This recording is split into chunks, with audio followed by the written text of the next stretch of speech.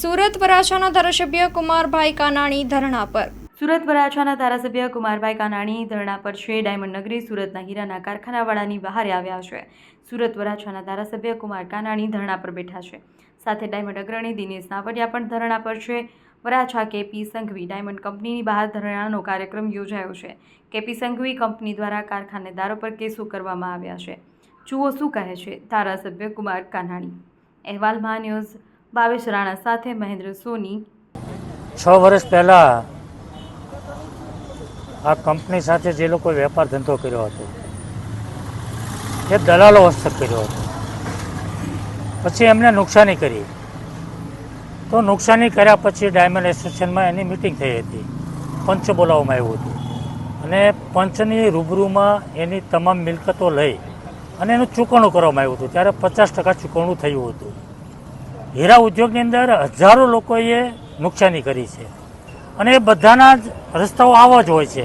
એની પાસે જે કંઈ હોય એ આપી દે, એનું ચૂકવણું થઈ જાય.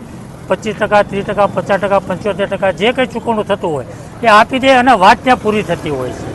પરંતુ આ કેસની અંદર 12 લોકોએ જે વેપાર ધંધો કર્યો હતો એણે ચૂકવણું આપ્યા પછી પણ એની પાસે જે ચેક પડ્યા હતા એ ચેક ભરીને એની ઉપર પોલીસ કેસ કરવામાં આવ્યો છે. જો એણે પોલીસ કેસ કરવો જ હતો તો ચૂકવણું લેવાની જરૂર નહોતી. જે કંઈ વેપાર ધંધો થયો દલાલ હસ્તક થયો છે, ચૂકવણું પણ દલાલ હસ્તક રહ્યો છે અને આ પરિવાર ઉપર કેસ કરવામાં આવ્યો છે. પતિ પત્ની બંને ઉપર કેસ કરવામાં આવ્યા છે, 12 પરિવાર ઉપર.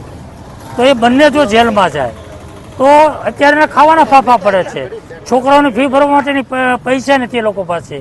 તો બંને જો જેલમાં જાય તો છોકરાઓ રોડ પર આવી જાય, રજળી પડે. માનવતાની દ્રષ્ટિએ પણ જોઈએ. હીરા ધંધાની ચૂકવણીના જે કંઈ વાત છે એની તો છોડી દો, પણ માનવતાની દ્રષ્ટિએ પણ જોઈએ તો આ કેસમાં એને બાંધછોડ કરવી જોઈએ અને આ કેસ પરત ખેંચવા જોઈએ.